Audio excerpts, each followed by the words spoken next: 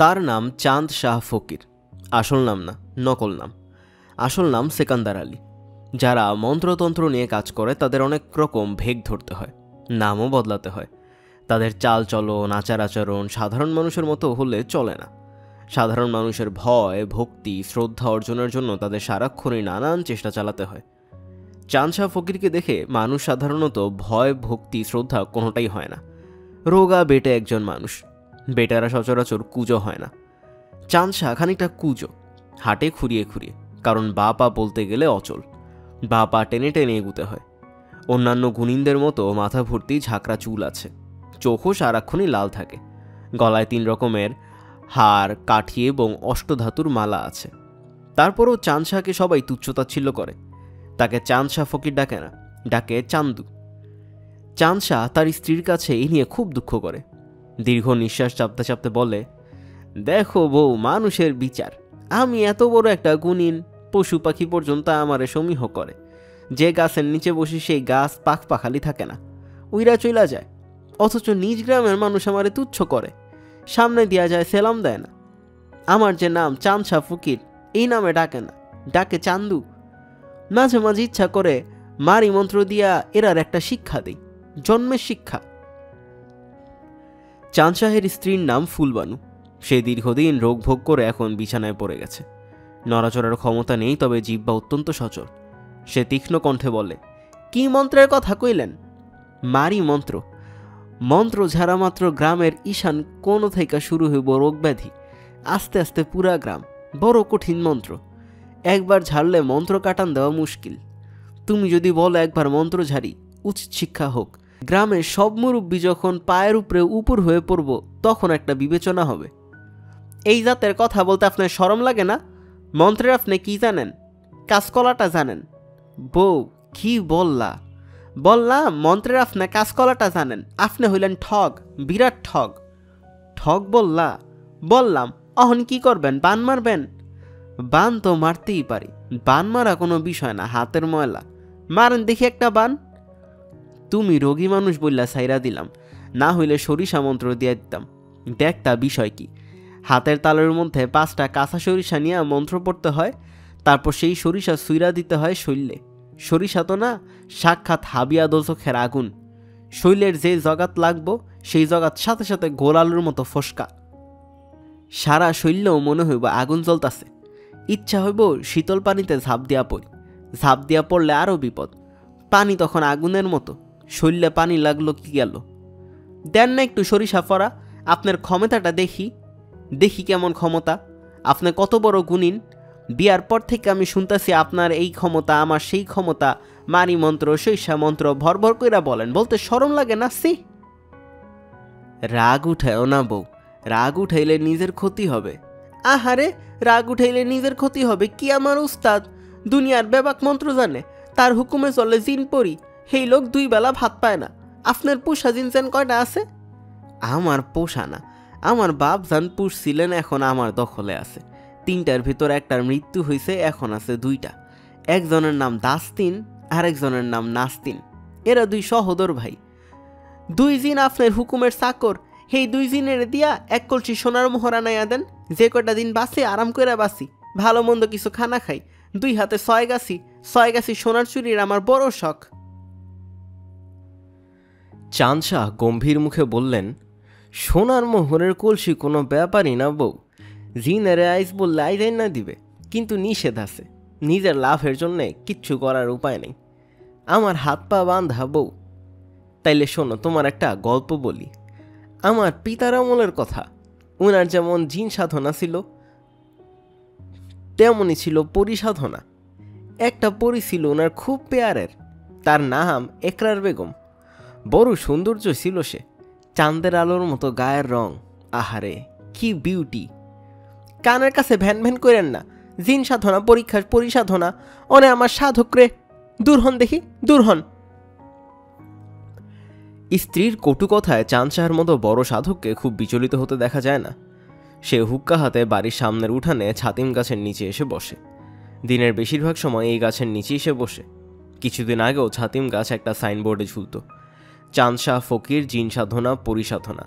তাবিজ, জাদুটোনা, বশীকরণ, মারণ, উচ্চাটন, করিচালনা, বাটি চালনা, তেল পরা, চুন পরা, বিফল্যে মূল্য ফেরত। রোদে, বৃষ্টিতে, ঝড়ে, তুফানে সাইনবোর্ড পচে গলে গিয়েছে। নতুন সাইনবোর্ড কিনতে 120 টাকা লাগে। এত টাকা চান্সে আর নেই। সে হতদরিদ্র, কাজেই তাকে এখন মূর্তিমান সাইনবোর্ড হিসেবে বসে থাকতে হয়। বাড়ির সামনে দিয়ে কেউ গেলে গভীর আগ্রহের সঙ্গে জিজ্ঞেস করে, কে যায়? আজিজ মিয়া না? খবর কি? বসো, দু একটা গপসপ করি। শরীর ভালো? মুখটা মলিন দেখতেছি কেন? আজিজ মিয়ার তেমন আগ্রহ দেখা যায় না। ভিন্ন গ্রামের কেউ গুণীদের খোঁজে এলে চাঞ্চা ফকিরের ভাবভঙ্গি বদলে যায়। সে ভারী গলায় বাড়ির দিকে তাকিয়ে ডাক দেয়, মোবারক, তামুকে আগুন দাও দেখি। মোবারককে এমনিতে তুই তুই করে বলা হলেও এই সময় তার সম্বোধন হয়ে যায় তুমি। মোবারক চাঞ্চা ফকিরের সঙ্গে থাকে। ফকিরকে সে মামাটাকে। তার বয়স 11, অকাট গাধা। গাধারা যেমন কাজকর্মে ভালো হয়, মোবারক কাজকর্মেও ভালো। রান্নাবান্না, কলসি করে টিউবওয়েলের পানি আনা, হাট বাজার করা, কাপড় ধোয়া, রোগীর যত্ন, সে সব একাই করে, হাসি মুখে করে। চাঞ্চা ফকির মোবারককে বেতন দেয় না, সেই সামর্থ্য তার নেই। দুবেলা খাওয়া দিতে পারে না, বেতন তো অনেক পরের ব্যাপার। মোবারকের তা নিয়ে মাথা ব্যথাও নেই, সে আনন্দেই আছে, কারণ চাঞ্চা ফকিরের আশেপাশে থাকাকেও সে ভাগ্য বলে মনে করে। চাঞ্চা ফকির তাকে পছন্দও করে। মনটন খুব উদাস হলে মোবারককে ডেকে বলে, ও মোবারক, তোর কোনো চিন্তা নাই, মন দেয়া কাজকর্ম কর। আমার মৃত্যুর আগে তোর একটা ফকিরি বিদ্যা দিয়ে যাব। সব দিতে পারবো না, বড় কঠিন বিদ্যা, তবে একটা পাবি। একটা বিদ্যাই যথেষ্ট। সারা জীবন এই বিদ্যা বিচ্ছা থাকবি, সুখে থাকবি। ক দেখি কোন বিদ্যা চাস? নখ পড়া শিখবি? টেলিভিশনের পর্দায় যেমন মুখ ছবি দেখা যায়, তেমন নখের উপরে ফকফকা কালার ছবি দেখবি। তোর রাশিটা কি? তুলা রাশি ছাড়া আবার হয় না। রাশি কি তা তো ফকির মামা জানি না। আচ্ছা দেখব না পরীক্ষা কইরা। তুলা রাশি বললাম মনে হয় তুই বিরাট গাধা। তুলা রাশির মধ্যে গাধা হয় না। যাই হোক, তুই চিন্তা করিস না, জবান যখন দিছি তোর একটা বিদ্যা দিয়েই যাব। কোন বিদ্যা চাস? বল মুখ ফুটটা। শরমের কিছু নেই, শরম নারীর ভূষণ, পুরুষের কলঙ্ক। আন্ধাইর মন্ত্র শিখায় দিয়েন। হাবে বেটা তুই কস কি? এই মন্ত্র সারে ধারে দেওয়া যায় না, বড় কঠিন মন্ত্র। 2 বার এই মন্ত্র পুরা ডাইন কান দে একবার ফু, বাও কান দে একবার ফু, বাস আর দেখা লাগবো না। তুই হবি অদৃশ্য, তুই সবেরে দেখবি, তোরে কেউ দেখব না। তুই হবি অদৃশ্য মানব। এই মন্ত্র যারে তারে দেয়া যায় না। শোন তাইলে একটা গফ। আমার তখন জোয়ান বয়স। বাঁশখালী অঞ্চলের নাম করা চোর মজনু মিয়া এক রাইতে আমার পায়ে এসে পড়ল। 2টা মন্ত্র চায়, নিদালি মন্ত্র আর আন্ধাইর মন্ত্র। বলে কি, ফকির সাপ এই 2 মন্ত্র দেন, আর টাকা কি লাগবো কোন? টাকা কোনো বিষয় না। আমি বললাম, এইটা তো হবে না। এই মন্ত্র যার তার হাতে দেওয়া যায় না, ওস্তাদের নিষেধ আছে, কঠিন নিষেধ। মজনু মিয়া তখন আমারে ভয় দেখায়, বলে মন্ত্র না দিলে ফকির সাহেব আপনারে কিন্তু অসুবিধা হবে। আমি সহজ লোক না, আমি জটিল লোক। আমি মনে মনে হাসলাম। যার চিন সাধনা তারে ভয় দেখায়। হাতি ঘোড়া গেল তল, পিপিলিকা বলে কত জল। হায় রে বেকুব, পরের ঘটনা বিরাট ইতিহাস। ইতিহাসটা কি? সব ইতিহাস শুনানোর দরকার নাই মোবারক। কাজ কর, কাজ কর, মন দেয়া কাজ করলে তোর গতি করে দিয়া যাবো। চাঞ্চা ফকির জবান ঠিক রাখে। ইতিহাসটা জানানোর ইচ্ছে হইতেছে মামা। দিক করিস না মোবারক, কাজ করতে বলছি, কাজ কর। গুণিন যারা তারার কথা বলতে হয় কম, কথা বেশি বললে মন্ত্রের জোর কমে। আজ একদিনে মেলা কথা বললে ফেলছি, আর না। কথা বললে যদি মন্ত্রের জোর কমে, তাহলে চাঞ্চা ফকিরের মন্ত্রে কোনো জোর থাকার কথা না। কথা বলার কোনো সুযোগই সে নষ্ট করে না। অন্য গ্রামের অচানা কেউ এলে তো কথাই নেই। এরকম ঘটনা আজকাল ঘটে না। পীর ফকির গুরিনের আগের রমরমা নেই। আগে কি দিন ছিল আর এখন কি দিন। চাঞ্চা ফকির ছাতিম গাছের নিচে বসে বর্তমান দিনের কথা ভেবে দীর্ঘশ্বাস ফেলে। আগের দিনে কথায় কথায় গুনিন ডাকত। গুনিন ছাড়া সমাজ ছিল অচল। পাগলা কুকুরের কামড় হলুদ পরা, সাপের কাটা কালো তাগা, জিনের দৃষ্টি লোহা পরা, সোলেমানি তাবিজ, ভূতের বাতাস সরিষা পরা, পরীর নজর বাড়ি বন্ধন, চোরের উপদ্রব কণ্টক মন্ত্র, নয়া আবু রাতে ঘুমায় না চিল্লাপাল্লা করে আবু নিদালি। সে আমল একটা গুণের দিন ভালোই চলে যেত। খাওয়া পড়া রমরমা না থাকলেও অনাহারে থাকতে হতো না। নতুন ধান উঠলে গুনিনের বাড়িতে 1 ধামা ধান পাঠিয়ে দেয়া রেয়াজের মধ্যে ছিল। লাউ গাছে 10টা লাউ ফললে একটা লাউ পাঠিয়ে দাও গুনিনের কাছে। এইসব সভ্যতা ভাব্যতার আজকাল কিছুই নেই। মন্ত্রতন্ত্রের উপর থেকে মানুষের বিশ্বাস উঠে গেছে। পাগলা কুকুরের কামড় দিলে হলুদ পরার জন্য তার কাছে আসে না, রোগী নিয়ে সোজা চলে যায় সদরে। নাভির মধ্যে 7 ইঞ্জেকশন, এতে নাকি রোগ আরাম হয়। কি বেসম্ভব কথা। চাঁদ শাহ ফকিরের দিনকাল বড়ই খারাপ যায়। স্ত্রীর কটু কথা মুখ বুজে শুনতে হয়। অভাব অনটনে রোগে ব্যাধিতে ফুলবানুর মাথা থাকে চড়া। কড়া কথা যখন বলে কঠিন করেই বলে। আগে হঠাৎ হঠাৎ বলতো, ইদানিং প্রায় রোজই বলছে। অবস্থা এমন দাঁড়িয়েছে যে ছাতিম গাছের নিচ থেকে ঘরে ঢুকতে আজকাল চাঁদ শাহ ফকির আতঙ্কগ্রস্ত হয়। মনে হয় না জানি কপালে কি আছে। চাঁদ শাহ ফকির রাতে শোয়া মাত্রই ঘুমিয়ে পড়তে পারে না। বয়সের কারণে তার ঘুম কমে গেছে। বিছানায় চুপচাপ শুয়ে থাকতেও তার ভালো লাগে না। গল্প করতে ইচ্ছা করে না। ফকিরই গল্প শুরু করলে ফুলবানু এমন হইচই শুরু করে যে চাঁদ শাহর আফসোসের সীমা থাকে না। কেন সে গল্প শুরু করলো? চুপচাপ বিছানায় শুয়ে থাকলে এই যন্ত্রণা হতো না। একে বলে খাল কেটে কুমির আনা। আজ রাতেও এরকম খাল কাটার ব্যাপার ঘটেছে। চাঁদ শাহ ফকির মনের আনন্দে খাল কেটে যাচ্ছে। সে তার এক ফকিরি গল্প শুরু করেছে। গল্প বলতে বড় ভালো লাগছে তার। সে বুঝতেই পারছে না কিছুক্ষণের মধ্যেই তার কাটা খালে কুমির আসবে, আলিশান কুমির। বুঝলা বউ, তখন আমার যৌবনকাল, তোমার সঙ্গে তখনও বিবাহ নাই। টুকটাক ফকিরি করি। ফকিরের তো আর 24 ঘন্টার কাজ না। যখন ডাক পড়ে ফট, বাকি সময় গান বাজনা করি। যৌবনকালে ঢোল ভালো বাজাইতাম, মন্দিরাও শিখছিলাম। তবে ঢোল হইল মন্দিরের চেয়ে কঠিন বিদ্যা। শুনতেছ বউ? শুনতেছি, বলেন। তখন মুরাদপুর গ্রাম থেকে একটা ডাক পাইলাম। মুরাদপুর গ্রামের বিশিষ্ট যোদ্ধার ইয়াজউদ্দিন হাওলাদার মহিষের গাড়ি পাঠায় দিছেন আমাকে নিবার জন্যে, কারণ তার পুত্রবধূর প্রসব বেদনা। বউ শুনতেছ? বড়ই চমকপ্রদ কাহিনী। আপনার চমকপ্রদ কাহিনী শুনতেছি। হাওলাদার সাহেবের পুত্রবধূ হইল মৃতবচ্ছা, বুঝলা তো? সন্তান হয় আর বাঁচে না। আমার ডাক পড়ছে বিষয় কি দেখার জন্য। গিয়া দেখি মেলা ডাক্তার কবিরাজ আছে। আমিও তাদের মধ্যে সামিল হইলাম। হাওলাদার সাহেব বিরাট সম্মান করলেন, হাত ধইরা অন্দরে নিয়ে গেলেন। হাঁক ডাক শুরু করলেন, ফকির সাহেবের পা ধোয়া, পানি দে, শরবত দে।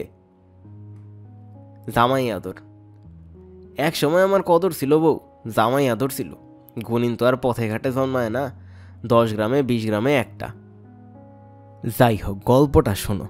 আমি উঠানে বসে 2 ধারা দিয়া পাইলাম হাওলাদার সাহেবের পুত্রবধূ জিনের সাথে একবার বেয়াদবি করছিল। জিন পুষ্কুনিতে গোসল করে পাক পবিত্র হয়ে আসতেছিল, তখন হাওলাদার সাহেবের পুত্রবধূ নাক ঝাড়া দিয়া তার গায়ে নাকের সৌট দিয়ে ফেলছে। তারপর দেখা জিন লাগছে তার পিছনে। অল্প বয়সী চ্যাংরা জিন, নাম হইল কলিন্দর শাহবাজ। এর আর মিজাজ খুবই জরা থাকে। এই হইল ইতিহাস। আপনি কি করলেন? জিনের শৈলে সর্দি মুচ্ছা দিলেন? তাহা না, জিন তাড়াইলাম, দেশ ছাড়া করলাম। একেবারে দেশান্তরী? অবশ্যই। মন্ত্রের তো আমার কাছে অভাব নাই বউ। একটা কাজ না করলে আর একটা দিই। কোনো কিছুই যখন কাজ করে না তখন আছে কুফুরি কালাম। বড় কঠিন জিনিস। ওষুধের মধ্যে যেমন পেনিসিলিন ইনজেকশন, মন্ত্রের মধ্যে তেমন কুফুরি কালাম। পাক কোরআনের কালাম উল্টাপাল্টা কইরা পড়তে হয়। বিরাট গুনার কাজ, কিন্তু উপায় কি? গুণিন হইয়া জন্মাইছি, গুণা তো করতেই হইবে। রোজ হাসরে শক্ত বিচার হবে। আমরা যারা গুণিন, আমরা সামনে তোমরা চেলচলাইয়া বেহেস্তে যাইবা, আর আমরা দোচখের আগুনে পুইরা মরব। এইটাই বিধান। চাঁদ শাহ ফকির তৃপ্তির নিঃশ্বাস ফেলে গল্প শেষ করে। বারুদের মতো জ্বলে ওঠে ফুলবানু। এইসব মিথ্যা কথা বললে আপনি মানুষ ঠকান, আপনার লজ্জা নাই? ফুলবানু রোগের কথা ভুলে বিছানায় উঠে গেল। চাঁদ শাহ ফকির শঙ্কিত বোধ করে। কাটা খাল বেয়ে কুমির চলে এসেছে, তাও ছোটখাটো কুমির না, বিরাট আকার কুমির। দুনিয়ার বেবাক মন্ত্রে গুইল লাগে খাইছেন, বলতে শরম লাগে না? শরমের কি আছে? শরম নারীর ভূষণ, পুরুষের কলঙ্ক। শরমের কিছু নাই। তাহলে মন্ত্রে একটা খেলা দেখান দেখি। নিদালি মন্ত্র পরে একটা ফু দিয়ে আমারে ঘুম পাড়িয়া দেন, না দিলে আইজ অসুবিধা আছে। রাত দুপুরে কি চিল্লা ফাল্লা শুরু করলা? হয় মন্ত্রের খেলা আইজ আপনি দেখাইবেন, নয় গলায় গামছা দিয়া কইবেন মন্ত্রফন্ত্র কিছু জানি না, যা বলি সব মিথ্যা। এইটা যদি স্বীকার পাই তাইলে তো মিথ্যা কথা হয়। মিথ্যা বলি কেমনে বউ? ওরে বাবারে, আমার সত্যবাদী। বুঝলা বউ, মন্ত্রতন্ত্রের এই বিদ্যা যারা চর্চা করে, মিথ্যা বলা তাদের জন্য সম্পূর্ণ নিষেধ। ফুলবানু হাসতে শুরু করে। হাসতে হাসতে তার হিক্কা উঠে যায়। চাঁদ শাহ ফকির বড় অসহায় বোধ করেন। মনে মনে বলে, কি যে যন্ত্রণায় পড়লাম। এক শ্রাবণ মাসের মধ্যরাতে ফুলবানুর বুকে তীব্র ব্যথা হলো। বিছানায় শুয়ে সে ছটফট করতে লাগলো। সমস্ত শরীর তার নীলবর্ণ হয়ে গেল। চাঁদশা ফকির স্ত্রীর অবস্থা দেখে অবাক হলো। মুখে স্বীকার না করলেও স্ত্রীকে সে অত্যন্ত পছন্দ করে। তার চিৎকার, তার রাগারাগি সবই পছন্দ করে। চাঁদশা ফকিরের ইচ্ছা করতে লাগলো চিৎকার করে কাঁদে। গুণিনদের জন্য চোখের পানি ফেলা পুরোপুরি নিষিদ্ধ বলে চোখের পানি ফেলতে পারছে না। ফুলবানু স্বামীকে ডেকে কাঁদো কাঁদো গলায় বলল, আমার মৃত্যুর সময় হইছে, আপনার একটা অনুরোধ। বলো বউ, কি অনুরোধ? তুমি যা বলবা তাই করব। জিন চালান দিয়ে ওষুধ আইনা দিতেছি, একটু সবুর করো। জিনের রাজধানী হইল কোহাফনগর। সেই রাজধানী থেকে ওষুধ চলে আসবে। আবার মিথ্যা কন। মন্ত্রতন্ত্র নিয়ে আর মিথ্যা ভণ্ডামি করেন না, আপনার আল্লাহর দোহাই লাগে। আচ্ছা যাও, করব না। মোবারকরে ডাক দিয়া বলো সব মিথ্যা। বোকাশোকা মানুষ একটা আশার মধ্যে আছে, আপনি তারে অদৃশ্য মন্ত্র দিবেন। আচ্ছা, তারে বলতেছি, এখনই বলেন। এত অস্থির হয় না বউ, শান্ত হও। পরে হব, আগে আপনি তারে বলেন। আমার সামনেই না বলেন, নিজের কানে শুনি। মোবারক শোন, মন্ত্রফন্ত্র আসলে কিছু না। এতদিন তোরে যা বলছি সবই মিথ্যা, বুঝছস? জি না। মন্ত্র হইল ধাপ্পাবাজি, বুঝছস? মন্ত্র বললা কিছু নাই। মন্ত্র থাকলে আইজ আমার এই অবস্থা। খাওন নাই, পিন্দনের কাপড় নাই, রোগের চিকিৎসা নাই। মন্ত্র হইল একটা মিথ্যা। মন্ত্র মিথ্যা মামি? হরে বেটা মিথ্যা। তুই বেহুদা তোর মামার পিছে পিছে ঘুরিস না, কাজ করে রাখা। জি আচ্ছা, জি আচ্ছা না, আজই বিদায় হয়, এক্ষণ যা। এক্ষণ যাওয়ার দরকার কি? ধীরে সুস্থে যাইব। ঘরে এমন রোগী, কখন কি দরকার হয়। না, হে এক্ষণ যাইব। এক্ষণ বিদায় না হইলে আপনি তারও মন্ত্র শিখাইবেন। হেও হইব আপনার মতো ধাক্কাবাজ। তার জীবন কাটবো দুঃখে দুঃখে। ঠিক আছে, অস্থির হইও না, ব্যবস্থা করতেছি। ফুলবানুকে শান্ত করার জন্য সেই রাতেই মোবারককে বিদায় করতে হলো। ফুলবানুর অস্থিরতা তাতে কমল না, আরও বেড়ে গেল। তার শ্বাসকষ্ট শুরু হলো। তার কষ্ট চোখে দেখা যায় না। চাঁদশা ফকিরের চোখে পানি এসে গেল। সে গুণীন মানুষ। গুণীন মানুষের চোখে পানি আসা ভয়ঙ্কর ব্যাপার। মন্ত্রের জোর বলে কিছু থাকে না, কিন্তু সে চোখের পানি সামলাতে পারছে না। ফুলবানু স্বামীর দিকে তাকিয়ে বলল, কানতেছো কেন? পুলাপানের মতো চিক্কর দিয়া কান্দন। সি, মানুষ হইয়া জন্মাইছি, রোগ হইব, ব্যাধি হইব, একদিন মরণ হইব, কান্দনের কি? চোখ মুছেন। চাঁদশা চোখ মুছল। সেই চোখ সঙ্গে সঙ্গে জলে ভর্তি হয়ে গেল। ফুলবানু অতি কষ্টে শ্বাস টানতে টানতে বলল, আপনি আমার সামনে থেকে যান। আমার সামনে বসে আপনার কষ্ট হইতেছে। কই যাব? সাতিম গাছের তলে গিয়া বসেন। কি যে তোমার কথা? আমার কথা ঠিক আছে, আপনি যান কইলাম। এক্ষণ যান, শরীরটা একটু ভালো বদলে ডাক দিব। বউ, আবার কথা। চাঁদশা ফকির হুকা হাতে ছাতিম গাছের নিচে গিয়ে বসল। কৃষ্ণপক্ষের মরা চাঁদ উঠেছে। চারদিকে গা ছমছম আলো। ঘরের ভেতর থেকে ফুলবানুর কাতরানি শোনা যাচ্ছে। এমন সময় একটা অদ্ভুত ঘটনা ঘটল। চাঁদশা ফকিরকে চমকে দিয়ে কে একজন মিষ্টি গলায় ডাকল, ফকির সাহেব। চাঁদশা চারদিকে তাকিয়ে কাউকে দেখতে পেল না। ভয়ে সে অস্থির হয়ে গেল। ফুলের গন্ধে চারদিকে ম ম করছে। কোত্থেকে আসছে এত মিষ্টি সুবাস? কে কে কথা বললে? এও মা, ভয় আপনি দেখে আত্মরা।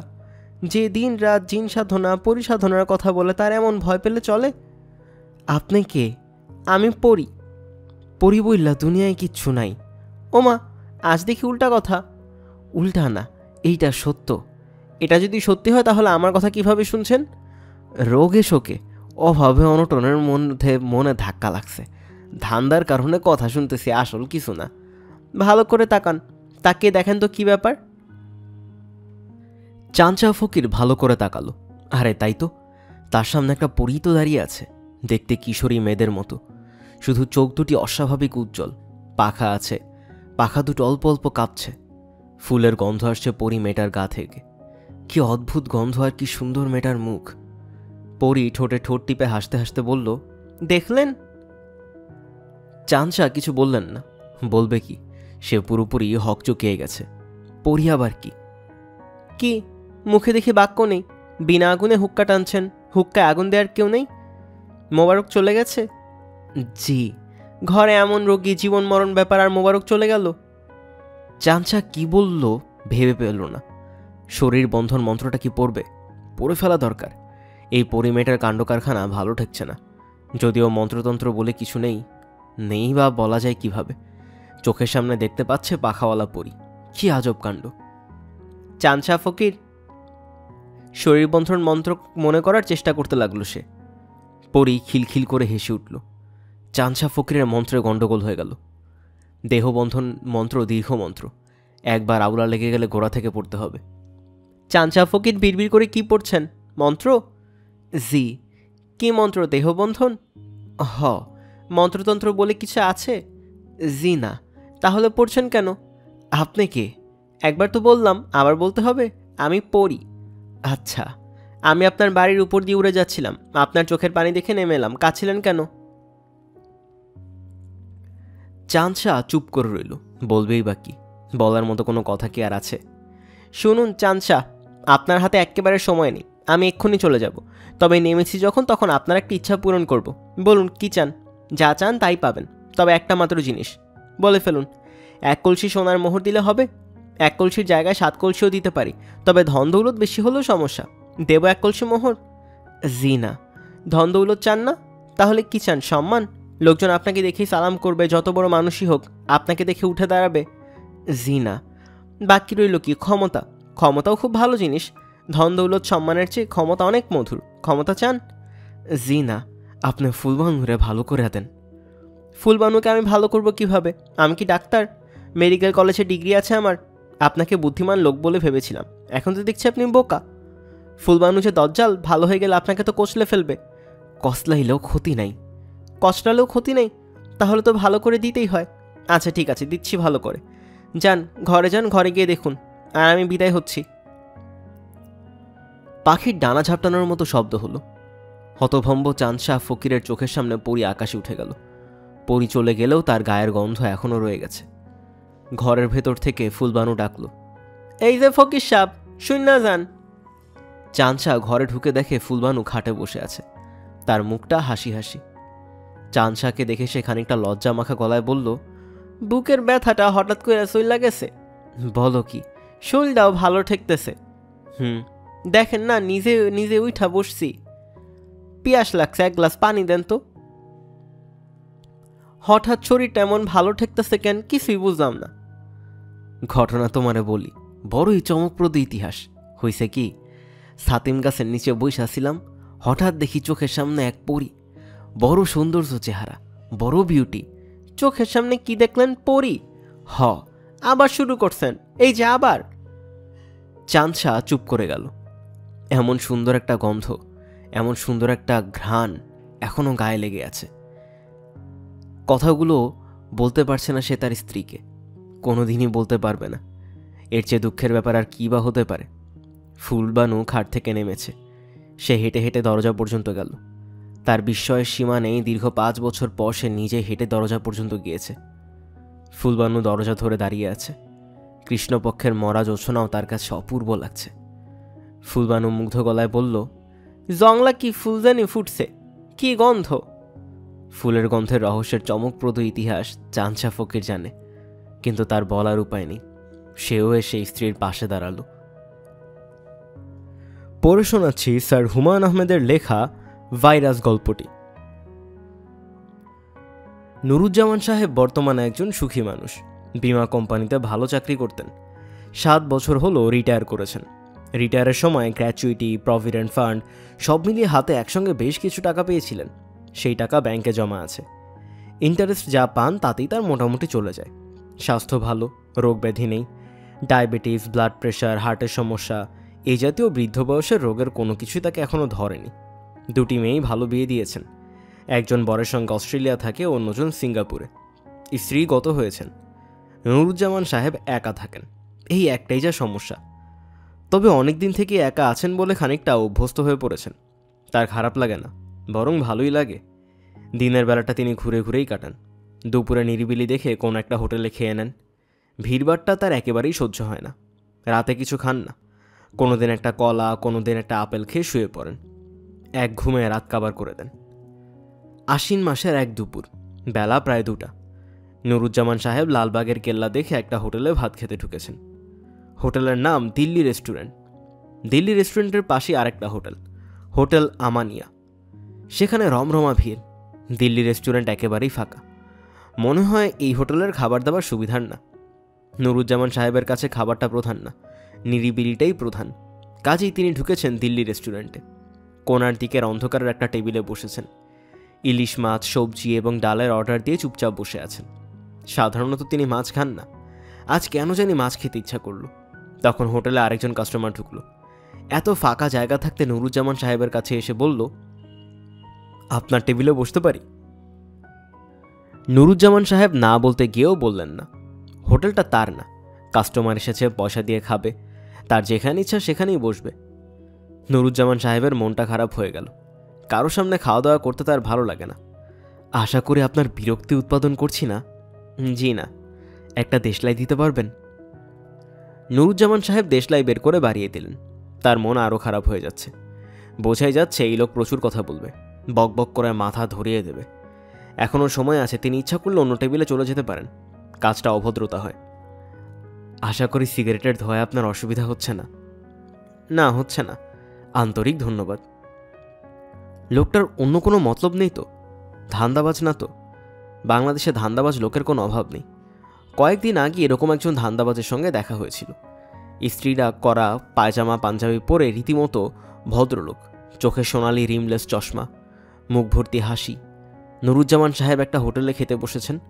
লোকটা তার সামনে বসে অত্যন্ত বিনীতভাবে বলল, স্যার কিছু মনে করবেন না, গুলিস্তানের মোড়ে আমার মানিব্যাগটা চুরি হয়েছে, খিদায় মরে যাচ্ছি, 4টি ভাত খাওয়াবেন? এরকম সম্ভ্রান্ত চেহারার একজন মানুষের মুখের ওপর না করা মুশকিল। লোকটা ভাত খেলো। ভাত খাওয়ার পর দই মিষ্টি খেলো। সবশেষে মিষ্টি পান এবং একটা বেনসন সিগারেট। নুরুজ্জামান সাহেবকে কিছু বলতে হচ্ছে না, সে নিজেই হাসি মুখে অর্ডার দিচ্ছে।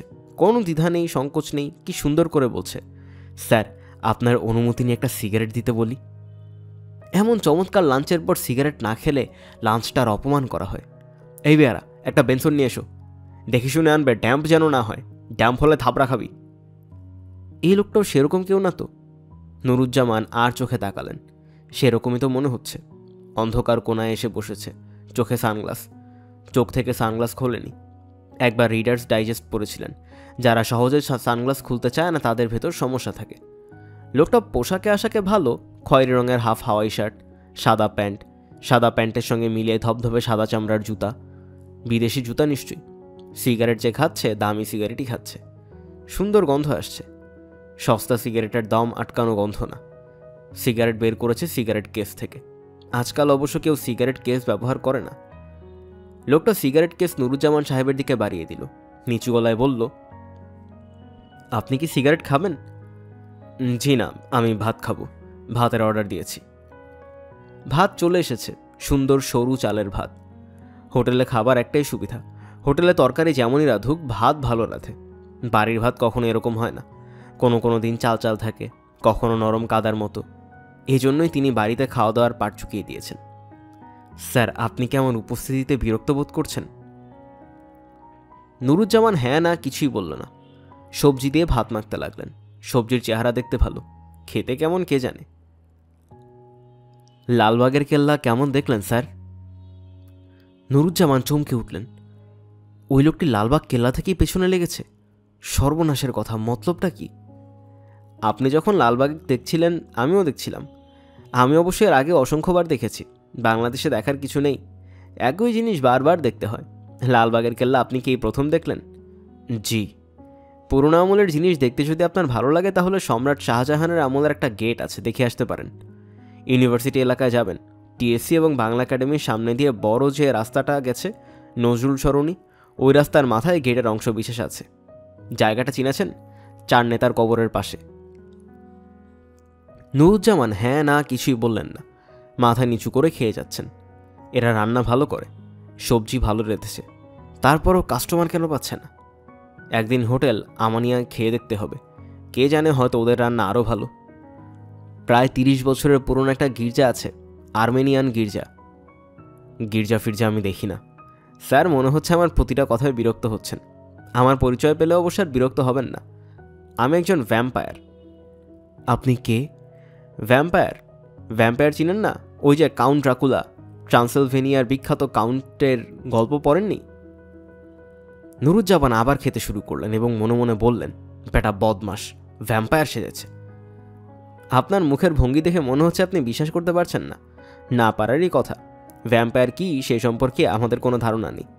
গল্পের বই, সিনেমা থেকে আহরতি জ্ঞানের সবই ভুল। তাই বুঝি?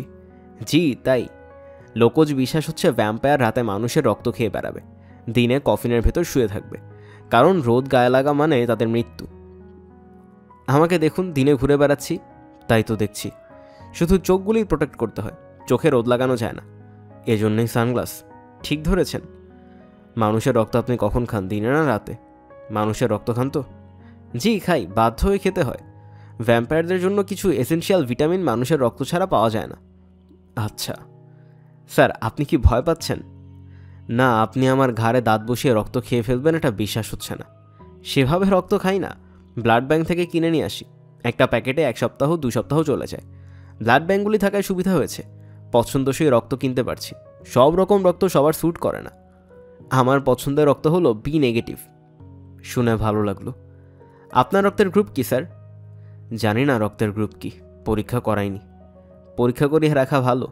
শহরে মানুষে যে হারে বাড়ছে, অ্যাক্সিডেন্ট তো হামেশাই হচ্ছে। যেদিকে তাকাই শুধু মানুষ। মানুষের বুদ্ধির হার খুবই আশঙ্কাজনক। ভ্যাম্পায়ারের সংখ্যা বাড়ছে না? মানুষের তুলনায় কম। আগে আমরা মানুষের ঘাড়ে কামড় দিয়ে রক্ত খেতাম, তখন ভ্যাম্পায়ার বেশি ছিল।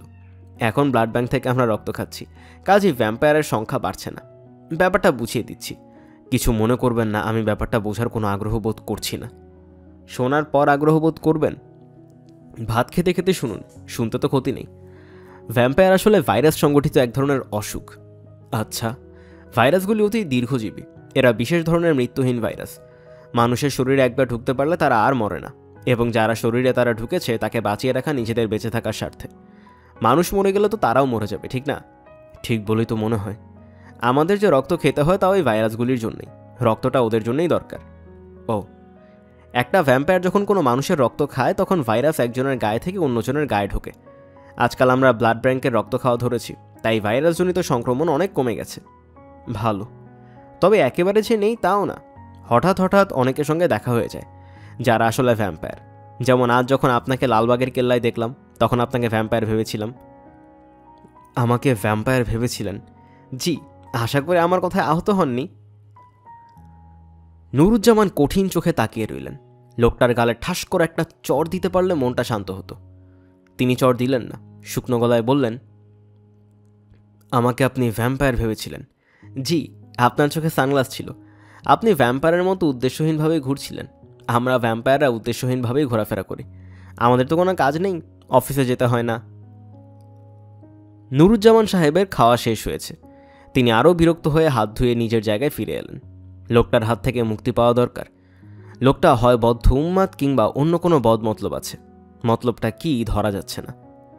স্যারের খাওয়া তো হয়েছে, এবার আমার কাছ থেকে একটা সিগারেট নিন। না, সিগারেট খাই না। সিগারেট অবশ্যই খান, না খেলে সঙ্গে দেশলাই রাখতেন না। আপনার পকেটে দেশলাই দেখা যাচ্ছে। ভ্যাম্পায়ারের কাছ থেকে সিগারেট নিলে ক্ষতি নেই। ভ্যাম্পায়ার ভাইরাস আপনাকে ধরবে না। এই ভাইরাস শুধুমাত্র রক্তবাহিত। নুরুজ্জামান সিগারেট নিলেন। স্যার, পান খাবেন? চমন বাহার দিয়ে একটা মিষ্টি পান দিতে বলি। ভাত খাবার পর পান খেলে ভালো লাগবে। না, পান খাবো না। লোকটা নুরুজ্জামান সাহেবের দিকে একটু ঝুঁকে এসে বলল, আপনাকে একটা গোপন কথা বলি। অনেকেই আছে, তারা নিজেরা বুঝতে পারে না যে তারা ভ্যাম্পায়ার, দিব্যি মানুষের মতো ঘুরে বেড়াচ্ছে। তখন আমরা যারা ভ্যাম্পায়ার তাদের দায়িত্ব হচ্ছে ওদের জানানো। হয় কি জানেন, ব্লাড ট্রান্সফিউশন থেকে ভ্যাম্পায়ার ভাইরাস গায়ে ঢুকে গেল। এইডস ভাইরাসে ধুম করে লোক মরে যায়। ভ্যাম্পায়ার ভাইরাসে এ ধরনের মৃত্যু নেই, সেটাও এক যন্ত্রণা। দীর্ঘদিন বেঁচে থাকতে কি আর ভালো লাগে? জীবন বোরিং হয়ে যায়। আপনি কতদিন ধরে বেঁচে আছেন? প্রায় 300 বছর। লালবাগের কেল্লা এই নিয়ে 75 বার দেখলাম। ঠিক করেছি আরও 25 বার দেখে 100 পুরো করব, তারপর আর দেখব না। ভ্যাম্পায়ারের লক্ষণ কি? লক্ষণ খুব সহজ। ভ্যাম্পায়ারদের রোদে ছায়া পড়ে না। কেন কেন সেটা জানি না, ছায়া পড়ে না এইটুকু জানি। স্যার যাই, আপনার সঙ্গে কথা বলে খুব ভালো লাগলো। এখন পড়ে শোনাচ্ছি স্যার হুমায়ুন আহমেদের লেখা নিজাম সাহেবের ভূত। পলিথিনের ব্যাগে 5টা শিং মাছ নিয়ে নিজাম সাহেব বাড়ি ফিরছেন। মাছগুলি যেন মরে না যায় সেজন্য বুদ্ধি করে ব্যাগে খানিকটা পানি নিয়েছিলেন। এখন মনে হচ্ছে ব্যাগে পানি নেওয়াটা চূড়ান্ত বোকামি হয়েছে। পানি চুইয়ে চুইয়ে পড়ছে। তার প্যান্ট ইতিমধ্যেই মাখামাখি হয়ে গেছে। নিজাম সাহেব লক্ষ্য করেছেন তার 41 বছরের জীবনে তিনি বুদ্ধি করে যে কটা কাজ করেছেন সবকটাই চূড়ান্ত নির্বুদ্ধিতা বলে পরবর্তী সময়ে প্রমাণিত হয়েছে। আসলে বুদ্ধি খাটিয়ে তার কিছু করাই ঠিক না। 5টা শিং মাছের দাম নিয়েছে 40 টাকা। ঠকেছেন বলে মনে হচ্ছে। প্রতিটি শিং মাছের দাম পড়েছে 8 টাকা। শিং মাছ সস্তা ধরনের মাছ, সাপের মতো কিলবিল করে। এই মাছ 8 টাকা পিস হতেই পারে না। বাড়ি ফিরলে স্ত্রীর কাছে প্রচণ্ড ধমক খেতে হবে। নিজাম সাহেবের স্ত্রী ফরিদা সুপারি গাছের মতো সরু, তার বুদ্ধিও সরু, তেজ ভয়াবহ। ফরিদার সরু বুদ্ধি এবং ভয়াবহ তেজের কাছে নিজাম সাহেবের কেচোর মতো হয়ে থাকেন। মাঝে মাঝে মনে হয় মাপ মতো গর্ত পেলে গর্তেই ঢুকে যেতেন হয়তো। বাজার দেখে ফরিদা কি বলতে পারে তা নিজাম সাহেব কল্পনা করতে করতে যাচ্ছেন। কল্পনা করতে ভালো লাগছে না, কিন্তু উপায় নেই, অন্য কিছু মাথায় আসছে না। প্রথমেই ফরিদা বরফ শীতল গলায় বলবে, মাছ আর তরকারি আলাদা এনেছো তো? ওই দিনের মতো মাছ তরকারির পান সুপারি সব একসাথে আনুনি তো? না, সেই ভুল নিজাম সাহেব করেননি, মাছ আলাদা আছে। কাঁচা সুপারি আনতে বলেছিলাম, এনেছো না ভুলে বসে আছো? যেটা বলা হয় সেটা তো মনে থাকে না। আজ মনে আছে, বাজারে ঢুকেই প্রথম কাঁচা সুপারি কিনেছেন। শিং মাছ আনতে বলেছিলাম, এনেছো না রাক্ষসী মাগুরের বাচ্চা নিয়ে এসেছো? তুমি কচি খোকা তো, যে যা বলে তাই বিশ্বাস করো। আশ্চর্য মানুষ, কত করে নিয়েছে এই মাছ? 25 টাকা নিয়েছে, 5 টাকা পিস। নিজাম সাহেব মিথ্যা বলতে পারেন না। মিথ্যা কথা তার গলার ফুটো দিয়ে বের হয় না। তার ধারণা তার গলার ফুটো খুব সরু বলেই সমস্যা হয়। তবে আজ বাধ্য হয়ে মিথ্যা বলতে হবে। 5টা মাছ 25 টাকা নিল? বাড়িতে কি টাকার গাছ পুঁতে রেখেছো না? না তুমি বাংলাদেশের কোনো মন্ত্রী মিনিস্টার, একটা দাম বলবে আর হুট করে দিয়ে দিবে? নাকি মেছো হাটায় গিয়ে বড় লোকি চাল দেখাও, দরদাম করতে ভালো লাগে না? না, 5 টাকা পিস শিং মাছ কিনে কি মনে করে কিনলে? এই শিং মাছগুলির শিং কি সোনা দিয়ে বাঁধানো? ফরিদার এইসব কথা তাকে মাথা নিচু করে শুনতে হবে, কোনো উপায় নেই। তিনি যদি বলেন মাছ 15 টাকা হয়েছে, 3 টাকা করে পিস, তারপরেও কথা শুনতে হবে। ঝিনুকের চুন আনতে বলেছিলাম, এনেছো? নিজাম সাহেব চমকে উঠলেন। ঝিনুকের চুন আনা হয়নি। কি সর্বনাশ! ভেবে রেখেছিলেন সব বাজার শেষ হলে চুনটা কিনবেন। এইটাই ভুল হয়েছে। কাঁচা সুপারি কেনার সময় চুনটা কেনা উচিত ছিল। চুন ছাড়া বাড়িতে যাওয়াই হবে না। তিনি দীর্ঘ নিঃশ্বাস ফেললেন। তার উচিত ছিল পেছন ফিরে যে দিক থেকে এসেছেন সেদিক রওনা হওয়া। তা না করে তিনি ঠিক করলেন রাস্তা পার হবেন। প্রাচীন একটা কুসংস্কার আছে, যে রাস্তায় আসবে সে রাস্তায় ফেরত যাবে না। রাস্তা বদল করতে গিয়েই দুর্ঘটনা ঘটল। 10 টনি এক ট্রাক তার গায়ের উপর এসে পড়ল। তাকে চাপা দিয়ে উল্কার গতিতে পার হয়ে গেল। অ্যাক্সিডেন্টের পর ট্রাকওয়ালারা খুব সাবধান থাকে, ট্রাক থামায় না। ট্রাক থামলে পাবলিকের হাতে ধরা খেতে হবে, এটা হতে দেওয়া যায় না। 10 টন মাল বোঝাই একটা ট্রাক নিজাম সাহেবের উপর দিয়ে চলে গেছে। তারপরেও তিনি খুবই বিস্ময়ের সঙ্গে লক্ষ্য করলেন তিনি তেমন ব্যথা পাননি। ইঞ্জেকশনের সূচ ফোটার মতো ব্যথা, যা মোটেই ধর্তব্য নয়। ট্রাক চাপা পড়লে ব্যথা পাওয়া যায় না, এই সত্য আবিষ্কারের আনন্দ নিয়ে তিনি উঠে দাঁড়ালেন। হাতের তরকারির ব্যাগ এবং মাছের ব্যাগ ছিটকে পড়ে গিয়েছিলেন। মাছের ব্যাগ থেকে মাছগুলি বের হয়ে একে একে যাচ্ছে। নর্দমার মধ্যে পড়লে এদের আর পাওয়া যাবে না। নিজাম সাহেব অতি ব্যস্ত হয়ে মাছগুলির কাছে ছুটে গেলেন। বাড়িতে শিং মাছ না নিয়ে গেলে ভূমিকম্প হয়ে যাবে। তিনি ট্রাক চাপা পড়েছেন এই ঘটনা শুনেও ফরিদা তাকে রেহাই দেবেন না। নিজাম সাহেব উবু হয়ে বসলেন। মাছ ধরতে গেলেন, ধরতে পারলেন না। আঙুলের ফাঁক দিয়ে অদ্ভুত উপায়ে মাছগুলি বের হয়ে যাচ্ছে। কি আশ্চর্য ব্যাপার! ঘটনা কি? এর মধ্যে প্রচুর হইচই শুরু হয়েছে।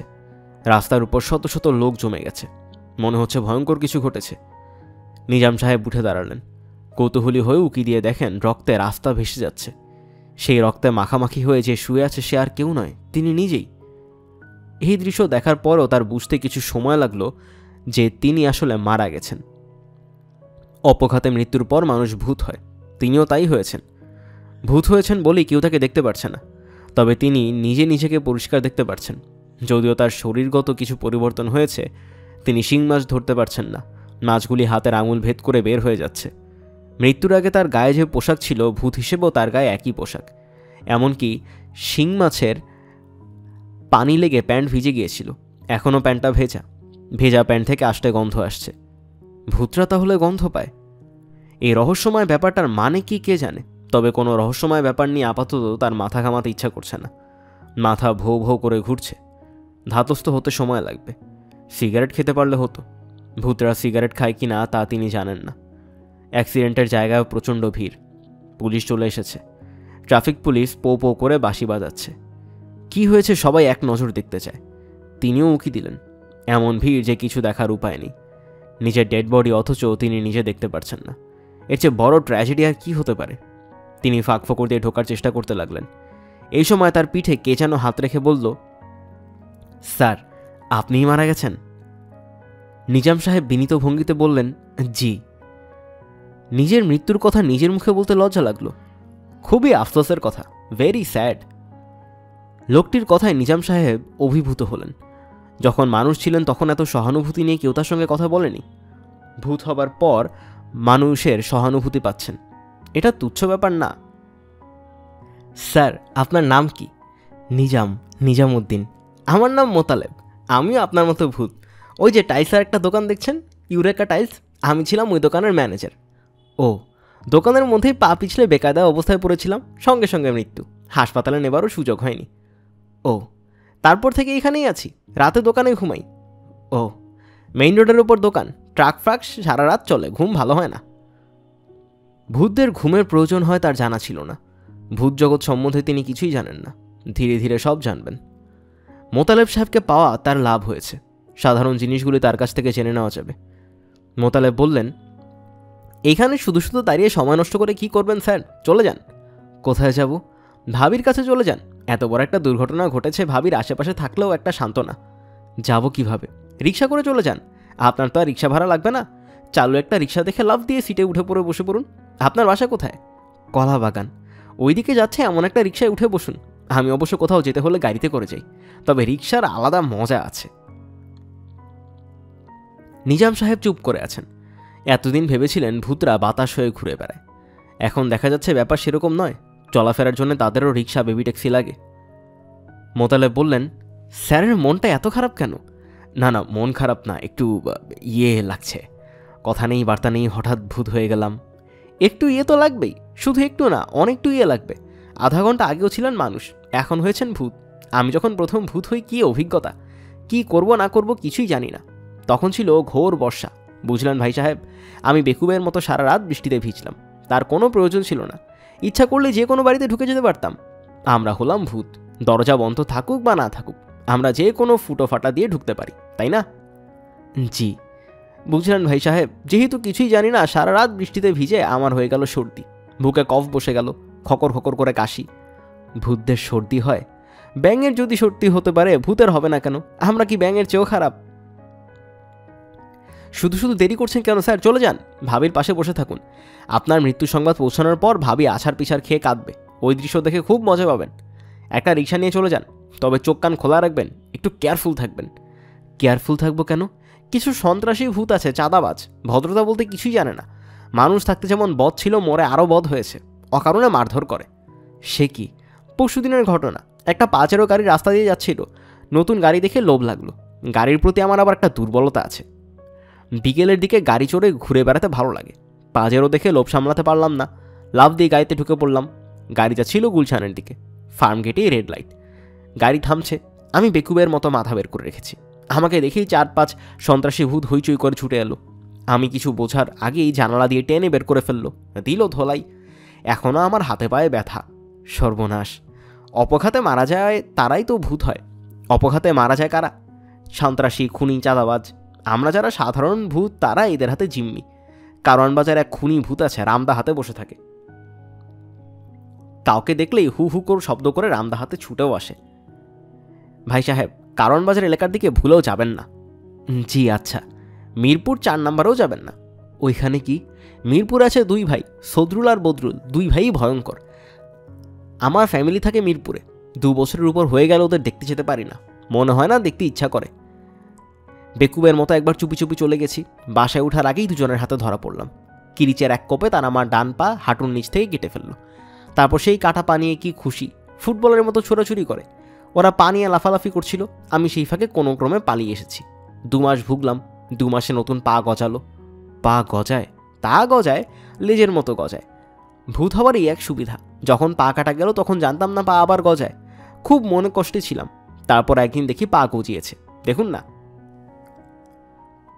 ভদ্রলোক পায়জামা পরেছিলেন। পায়জামা সরিয়ে গোছানো পা দেখলেন এবং নিঃশ্বাস ফেলে বললেন, গজানো পা আসল পায়ের মতো হয় না, দুর্বল হয়, জোর পাওয়া যায় না। তবু যে পা গজায় সেটা কম না। ভূত জীবনে দুর্ঘটনা লেগেই থাকে। হাত পা গজানোর সিস্টেম না থাকলে বিরাট বিপদ ছিল। মাথা গজায়? মাথা কাটা পড়লেও মাথাও গজায়, সেই মাথা সাইজে ছোট হয়। ভাই সাহেব, আপনি কি আমার সঙ্গে একটু আসবেন? একা যেতে ভয় ভয় লাগছে। চলুন চলুন, আপনার উপর মায়া পড়ে গেছে, আপনাকে একা ছাড়তেও ইচ্ছা করছে না। ভূত যদি ভূতকে না দেখে তাহলে কে দেখবে? একটা গান আছে না, ভূত ভূতের জন্যে।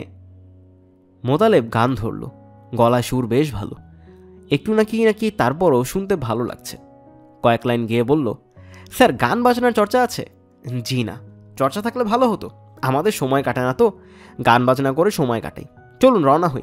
রিকশায় যাবেন না গাড়িতে? রিকশায় যাওয়া ভালো, আপনার তো নিশ্চয়ই চলন্ত গাড়িতে লাফ দিয়ে ওঠার অভ্যাস নেই। শিখে যাবেন, বেঁচে থাকার জন্য সব শিখতে হয়, সংগ্রাম করতে হয়। ভূতদের জীবন হলো সংগ্রামী জীবন। নিজাম সাহেব চমকে উঠলেন। ভূতদের জীবন সংগ্রামী জীবন? তার মানে কি? বেঁচে থাকতে সংগ্রাম, মরার পরেও সংগ্রাম? কী ধরনের সংগ্রাম? মোতালেবকে জিজ্ঞেস করে নেওয়া ভালো। মোতালেবকে জিজ্ঞাসা করা হলো না, কারণ তার আগেই সে গান ধরল। নিজাম সাহেবের ভালো লাগলো। মোতালেবের গলা আসলেই ভালো, তাল জ্ঞানও ঠিক আছে। নিজাম সাহেব হাতে তাল দিতে লাগলেন। মোতালেব গান থামালো। স্যার। জি? একটা খালি রিক্সা যাচ্ছে, চলে উঠে পড়ি। আমার হাত ধরে লাফ দিন, হাই জাম্প। ছোটবেলায় হাই জাম্প দেননি? জি না। ছোটবেলায় হাই জাম্প না দিলেও নিজাম সাহেব ভালোই লাফ দিলেন। রিকশার পাটাতনে গড়িয়ে পড়লেন। মোতালেব তাকে সিটে টেনে তুলল। নিজাম সাহেব বললেন, রিকশায় প্যাসেঞ্জার উঠলে আমরা কি করব? কোনো সমস্যা নেই, তখন আমরা প্যাসেঞ্জারদের কোলে বসে থাকব। ভূত হবার এও এক মজা, মানুষের কোলে বসে বসে জীবন কাটিয়ে দেয়া যায়। মানুষের কোলে বসে জীবন কাটিয়ে দেবার ব্যাপারটা নিজাম সাহেবের খুব রুচিকর মনে হলো না। তিনি কিছু বললেন না, রিকশার হুড ধরে বসে রইলেন। হঠাৎ তার মনে হলো তিনি পিঠে এক ধরনের ব্যথা অনুভব করছেন, অস্বস্তিকর ব্যথা, যেন মেরুদণ্ড ধরে কেউ একজন হালকাভাবে তাকে পেছন দিকে টানছে। ব্যথাটা শুরু হতে হালকা থাকলেও রিকশা যত এগুচ্ছে ততই বাড়ছে। মোতালেবকে ব্যাপারটা বলবেন কিনা তিনি বুঝতে পারছেন না। ভৌতিক ব্যাপার হয়তো সে অনেক ভালো জানে। রিকশায় চড়লে সব ভূতদেরই হয়তো পিঠে ব্যথা করে, এটাই নিয়ম। ব্যথাটা বাড়ছে, কিছুতেই যাচ্ছে না। ব্যথা কমাবার জন্য নিজাম সাহেব খুব খুব করে কাশলেন। মোতালেব মাথা ঘুরিয়ে বিস্মিত গলায় বলল, কাশছেন কেন? কাশি আসছে এই জন্যে কাশলাম। ভূতদের কি কাশা নিষেধ? কাশা নিষেধ না, আপনার কাশির ধরনটা ভালো না। পিঠে ব্যথা আছে? হ্যাঁ আছে। মেরুদণ্ডে? জি। সর্বনাশ, লাফ দিয়ে নামুন দেখি রিকশা থেকে। সারে সর্বনাশ হয়ে গেছে, পিছন দিকে দেখেন। নিজাম সাহেব পিছন দিকে দেখলেন। তার পেছনে রঙিন এক ফিতা, ফিতার এক মাথা তার পিঠে লাগছে, অন্য মাথা বহু দূরে চলে গেছে। কিছু বুঝতে পারছেন? জি না। আরে ভাই, আপনি তো এখনো মরেন নাই। মনে হয় ডাক্তার আপনার জীবন বাঁচানোর চেষ্টা করছে। কিছু নির্বোধ ডাক্তার আছে না, রোগীকে বাঁচাবার জন্য জীবন দিয়ে দেয়। একজন মরতে চাচ্ছে, মরতে দেয়ও, তাও দেবে না, বাঁচিয়ে তুলবে। বাঁচিয়ে তুলে লাভটা কি? ফিতার ব্যাপারটা বুঝতে পারছি না। আপনার রক্ত মাংসের শরীরের সঙ্গে এই ফিতাটা লাগানো, ফিতা টান পড়ছে, তার মানে হলো আপনাকে ওই শরীরে ঢুকতে হবে। ব্যথা যন্ত্রণা চিকিৎসা চলবে, ওই শরীরে ঢুকতে চান? বুঝতে পারছি না। কোনো দরকার নেই, যা আছেন ভালো আছেন। দেখি চেষ্টা করে ফিতা ছিঁড়তে পারি কিনা। আপনিও হাত লাগান। আরও কয়েকজন ভূত পেলে ভালো হতো, একসঙ্গে টানাটানি করে ছিঁড়ে ফেলতাম। আপনি দাঁড়িয়ে থাকুন, আমি দেখি কয়েকজনকে নিয়ে আসি। খবরদার যাবেন না, এই টেলিফোনের খাম্বা ধরে দাঁড়ান। দু হাতে শক্ত করে খাম্বা ধরে থাকুন, নয়তো ফিতার টানের চোটে উঠে চলে যাবেন। মহা বিপদে পড়লাম দেখি। নিজাম সাহেব টেলিফোনের খাম্বা জড়িয়ে ধরে দাঁড়িয়ে রইলেন। পিঠের টান বাড়ছে। তার একবার মনে হলো খাম্বা শুদ্ধ তাকে বুঝি উড়িয়ে নিয়ে যাবে, এমন টান। ইতিমধ্যে মোতালেব ৩-৪ জন ভূত নিয়ে উপস্থিত হয়েছে। তারা ফিতা ছেঁড়ার চেষ্টা করছে, লাভ কিছু হচ্ছে না। একসময় টান প্রবল হলো। নিজাম সাহেব টেলিফোনের খাম্বা ছেড়ে দিলেন। তার মনে হলো তিনি ঝড়ের মতো ছুটে যাচ্ছেন। ভয়াবহ অবস্থা। মানুষ নাকি ভূত এমন বিপদে পড়ে। নিজাম সাহেবের মাথার অপারেশন শেষ হয়েছে। নিউরোলজির সার্জন প্রফেসর ইফতেখারুল ইসলাম হাতের গ্লাভস খুলতে খুলতে বললেন, অপারেশন সাকসেসফুল হয়েছে বলে আমার ধারণা। রোগীর বেঁচে থাকার কথা, অবশ্য 24 ঘন্টা পার না হলে কিছু বলা যাচ্ছে না। তারপরও আমি আশাবাদী। চোখের মনিতে আলো ফেলে দেখুন তো, রিফ্লেক্স অ্যাকশন কেমন। একজন ডাক্তার নিজাম সাহেবের চোখের মনিতে আলো ফেললেন। চোখের মনি বড় বড় হয়ে আছে। নিজাম সাহেবের ভূত তার শরীরের কাছেই বসা। তিনি শরীরের ভেতর ঢোকার তীব্র আকর্ষণ বোধ করছে। কোন দিক দিয়ে ঢুকবেন বুঝতে পারছেন না। স্যার! নিজাম সাহেব চমকে তাকিয়ে দেখেন মোতালেব চলে এসেছে, বোধহয় দৌড়ে এসেছে। স্যার খামাখা আর বসে আছেন কেন? এরা তো মনে হয় আপনাকে বাঁচাবেই। শরীরে ঢুকে পড়ুন। কোন দিক দিয়ে ঢুকবো? চোখের মনি দিয়ে ঢুকে পড়ুন। চোখের মনি দিয়ে ঢোকাটা সহজ হবে। ভয় লাগছে তো। কচি খোকা নাকি ভয় লাগছে? ভাবির সঙ্গে দেখা হয়েছে? না। সে কি, হাসপাতালের বারান্দায় লম্বা হয়ে পড়ে আছে। ভাবির সঙ্গে আপনার ছোট মেয়েটাও আছে। বেচারি বোধহয় খুব বাপভক্ত। কান্নাকাটি যেভাবে করছে বলার না। খুব কাঁদছে। আহারে, শুধু শুধু কথা বলে সময় নষ্ট। ঢুকে পড়ুন তো। নিজাম সাহেব তার চোখের মনির ভেতর দিয়ে নিজের শরীরে ঢুকলেন। যে ডাক্তার চোখের মনির উপর আলো ফেলছিল সে আনন্দিত গলায় বলল, রিফ্লেক্স অ্যাকশন ভালো, চোখের মনি ছোট হচ্ছে। এ যাত্রায় বোধহয় টিকে গেল। ট্রাকের নিচে পড়েও বেঁচে যায়, এই প্রথম দেখলাম। একেই বলে ভাগ্য।